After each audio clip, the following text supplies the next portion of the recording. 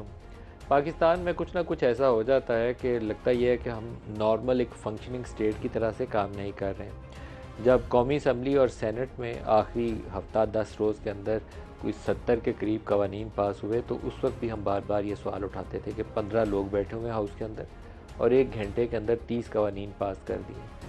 तो ये अंगूठा छाप वाला तरीका तो था, ये पार्लिमानी तरीका नहीं था जहाँ एक एक बिल के ऊपर बहस होनी ज़रूरी थी। फिर मैंने शाहिद खाकान अब्बासी का एक इंटरव्यू सुना। बहुत सारे यूनिवर्सिटियों के बिल उसमें से पास हुए थे। तो शाहिद खाकान अब्बासी ने कहा कि 15 करोड़ से लेकर 25 करोड़ रुपए तक ये सुनने में आ रहा है कि रिश्वत ली कुछ लोगों ने वो बिल पास करवाने के लिए। ये सिटिंग जो गवर्नमेंट थी उसका हिस्सा थे शाहिद खाकान अब्बासी, प्राइम मिनिस्टर की पार्टी से उनका ताल्लुक़ था।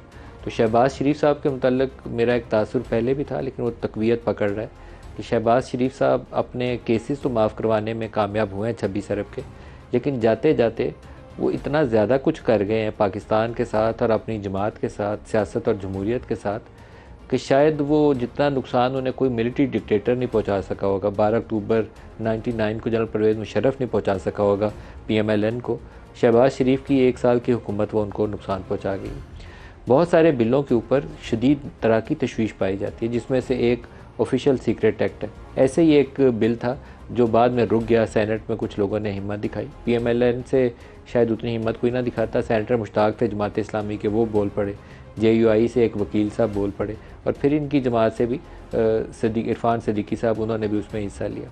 वायलेंट एक्सट्रीमिज़म के ख़िलाफ़ एक बिल था। तो ये बाज़ चीज़ें ऐसी थी कि जिसमें सीधा सीधा नज़र आ रहा था कि आप इंतहा पे जा रहे हैं किसी चेक एंड बैलेंस के मुखालिफ और फंडामेंटल राइट्स की खिलाफ वर्जी करते हुए। उसमें से एक ऑफिशियल सीक्रेट एक्ट था। ऑफिशियल सीक्रेट एक्ट भी पास हो गया, मिलिट्री एक्ट भी पास हो गया। मिलिट्री एक्ट के मतलब मैं अपनी राय आपको पहले भी बता चुका हूँ, दोबारा दोहरा के बताऊँगा।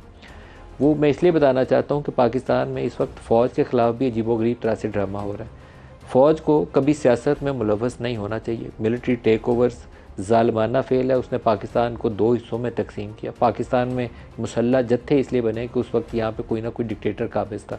मैं सख्त मुखालिफ हूँ मिलिट्री टेक ओवर्स का, लेकिन मैं ये कभी नहीं चाहता कि आर्मी चीफ़ जो सिटिंग है उसके ख़िलाफ़ बगावत के ऊपर लोगों को उकसाया जाए। इसके ऊपर भी मेरी बड़ी क्लियर पोजीशन है। अरब स्प्रिंग जो थी वो क्यों कामयाब हुई, वो सारे मुसलमान मुल्क क्यों तबाह हुए, वहाँ पे फ़ौज तबाह हुई, वहाँ फ़ौज के अंदर अफरा तफरी फैली, क्योस फैला, यूनिटी ऑफ कमांड ख़त्म हो गई। तो जब यूनिटी ऑफ कमांड ख़त्म हो जाए तो फ़ौज तबाह हो जाती है। तो मैं अपनी फ़ौज के साथ ये कभी नहीं चाहूँगा, अपने मुल्क के साथ ये कभी नहीं चाहूँगा कि वो दिन आए। लेकिन फ़ंडामेंटल राइट्स की खिलाफ वर्जी, उसके ऊपर अगर हम नहीं बोलें तो फिर तो मेरा जर्नलिज़म कोई नहीं है, और वो लोग जो पार्लिमान में जिन्होंने बैठ के इन बिलों को पास करवाया उनकी जमहूरियत कोई नहीं है। मैं उनके मुतल्लिक़ शदीद तहफ़्फ़ुज़ात रखता हूँ, शहबाज शरीफ के मुतल्लिक़, आसिफ़ अली ज़रदारी के मुतल्लिक़ और इमरान खान की जमात के मुतल्लिक़, क्योंकि वो सारे इसका हिस्सा बने। जिस वक्त आर्मी एक्ट पास हो रहा था सेनेट में, तो सेनेटर्स की जो अक्सरियत उस वक्त सेनेट में मौजूद थी, उनका तल्लुक़ तहरीक इंसाफ से था।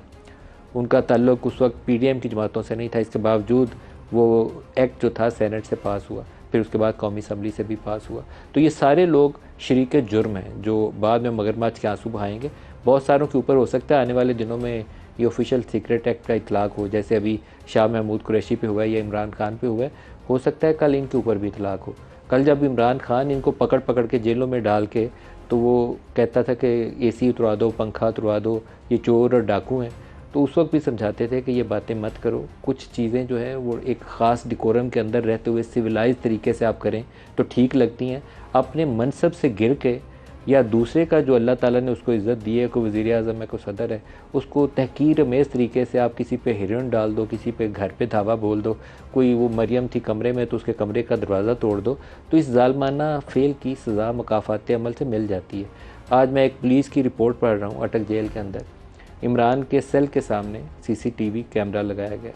उसकी ओपन टॉयलेट है और 2-2.5 फुट ऊंची उसके ऊपर इर्द गिर्द उसके दीवार है। ओपन टॉयलेट है और उसकी जगह भी नाकाफ़ी है। इस सूरत हाल में आप एक फॉर्मर प्राइम मिनिस्टर को रखते हैं। मैं इस पे अफसोस है मुझे। मैं इमरान खान की सियासत का हमायती नहीं हूँ जिसने पाकिस्तान में खल्फिशार को हवा दी और वो सेम पेज की सियासत के नतीजे में यहाँ तक आए थे। लेकिन तमाम बुराइयों के बावजूद, तमाम उसके सियासी मसाइल के बावजूद, मैं उसके साथ इस सलूक की मज़म्मत करता हूँ। जैसे शहबाज शरीफ को अगर 10 बाई 10 के सेल में रखना, या शाहिद खाकान को वो कसूरी चक्की कहते थे कि छोटा सा सेल है जिसमें सीधी टांगें भी नहीं होती, उसमें उसको बंद करना जुल्म था, उसी तरीके से इस फॉर्मर प्राइम मिनिस्टर को बंद करना भी ज़रूरी है। लेकिन बम इससे और ज़्यादा बड़ा फटा है। सदर आरिफ अलवी को दोनों बिल गए, बहुत सारे और बिलों की तरह ढेर सारे बिल थोक के हिसाब से खरीदी जा रहे थे। बिल मुख्तलिफ़ तारीख़ों में उनके पास गए और वो आखिरी तारीख तक उन बिलों के ऊपर बैठे रहे। मैंने उनसे उनकी ज़ुबानी या इन राइटिंग उनकी किसी ट्वीट के नतीजे में ये नहीं देख सका पहले कि उन्होंने आर्मी एक्ट के ऊपर या ऑफिशियल सीक्रेट एक्ट के ऊपर कोई इतराज़ात लगाए। लेकिन जिस वक्त शाह महमूद कुरैशी की गिरफ़्तारी हुई उसके बाद एक ट्वीट सामने आया जिसमें सदर साहब ने कहा कि मैं अल्लाह को हाजिर नाजिर जानकर कहता हूँ कि मैंने इनके ऊपर दस्तखत नहीं किए, और मैंने अपने स्टाफ को कहा था कि इनको बग़ैर दस्तखत के वापस कर दें, और वो कर सकते हैं बाई लॉ। ये नहीं है कि वो जो चीज़ कह रहे हैं वो लॉ के अंदर प्रोवाइडेड नहीं है, वो वापस कर सकते हैं। लेकिन वो कहते हैं मेरे स्टाफ ने ऐसा नहीं किया। आज उन्होंने अपने सेक्रेटरी की तब्दीली के हवाले से भी लिखा, और फिर आखिरी लाइन के अंदर उन्होंने माफ़ी मांगी है उन लोगों से कि जिनको इस एक्ट के नतीजे में, आई थिंक कि प्रेसिडेंट साहब एज्यूम कर रहे हैं कि एक्ट बन चुका है, जिनको इस एक्ट के नतीजे में सज़ा मिलेगी या उनके साथ ज़्यादती होगी। अब ये बड़ा इंटरेस्टिंग ट्विस्ट है। सदर साहब उस लॉ को पहले दिन भी वापस कर सकते थे और उन 10 रोज़ के अंदर किसी भी वक्त वापस कर सकते थे। अगर उन्होंने वापस करने को कहा है तो उसका कोई प्रोसीजर होगा, कोई डायरी नंबर डला होगा, कोई मीटिंग के मिनट्स होंगे। और अब भी मैं उनकी बात को अहमियत दूंगा, हेड ऑफ़ स्टेट है, उनके सिग्नेचर के साथ सारा कुछ होता है। किसी सज़ाए मौत के मुजरिम को सज़ा की माफ़ी मिलनी होना तो पाकिस्तान में सिर्फ एक बंदा माफ़ करता है उसको, वो सदर पाकिस्तान है, वो दस्तखत करता है, माफ़ी मिल जाती है। प्रेसिडेंशियल पार्डन जो है किसी सज़ा की माफ़ी की। तो मैं अभी भी सदर के इस दिए हुए बयान को, जो उसने अल्लाह को हाजिर नाजिर अंडर ओथ स्टेटमेंट दी है, वो कहते हैं कि मैंने इसके ऊपर दस्तखत नहीं किए, तो फिर वो लॉ कैसे बना? ये एक ऐसा अचंभा है जिसका मेरे पास कोई जवाब नहीं है। पाकिस्तान के जितने इंटरनेशनल कोविनेंट्स होते हैं वो गवर्नमेंट तो करती है एज एग्जीक्यूटिव अथॉरिटी, लेकिन प्रेसिडेंट की मोहर बिलों को बिल बनाती है, कवानीन बनाती है, उसको वो शक्ल देती है जिसके तहत हम एक फंक्शनिंग स्टेट हैं। वो प्रेसिडेंट अंडर ओथ कर रहे हैं कि मैं इसको दस्तखत नहीं किए। तो फिर क्या हुआ पाकिस्तान में, और अब इसका हल क्या है? एक तो बज़ाहिर तासुर ये है कि वो चीफ़ जस्टिस को ख़ुद लिख सकते हैं, ख़त लिख सकते हैं और उसके अंदर पूरी कहानी बता सकते हैं। अपने स्टाफ के ख़िलाफ़ इंक्वायरी के लिए FIA से रजू कर सकते हैं, और प्रेसिडेंट साहब 186 आर्टिकल के तहत एक रेफरेंस बनाकर वो भी सुप्रीम कोर्ट ऑफ पाकिस्तान को भेज सकते हैं। और मुख्तलिफ़ सियासी जमातें भी फंडामेंटल राइट्स की बुनियाद पे भी और सदर आरिफ अलवी के इस बयान की बुनियाद पे भी सुप्रीम कोर्ट जा सकती हैं, जहाँ हो सकता है फिर उनका ओथ या उनकी टेस्टमनी जो है इस चीज़ को एक हतमी शक्ल दे। लेकिन हम एक ऐसे क्योस में आ गए हैं, right in the middle of that तूफ़ान, जिसके अंदर बाहर कैसे निकलना ये वाज़ेह नहीं है। तो अल्लाह पाक से रहम मांगना चाहिए कि पाकिस्तान के हालात बेहतर हो। मैंने एक बुज़ुर्ग हैं उनसे यही बात कही तो उन्होंने कहा कि क्या तौबा कर लिया पाकिस्तानी कौम ने कि अल्लाह ताला रहम करना शुरू कर दे? मैं एकदम खामोश हो गया। तो उन्होंने कहा कि ये जो पीरों के घरों में, ये मैं लफ्ज़ हैं, वो बुज़ुर्ग शख्सियत हैं, वो कहते हैं पीरों के घरों में जो बच्चियों की इज़्ज़त लूटी जा रही है, उनके साथ जुल्म हो रहा है, जो जजों के घरों में बच्चियों के साथ जुल्म हो रहा है, तो उसकी क्या माफ़ी मांग ली है इस कौम ने?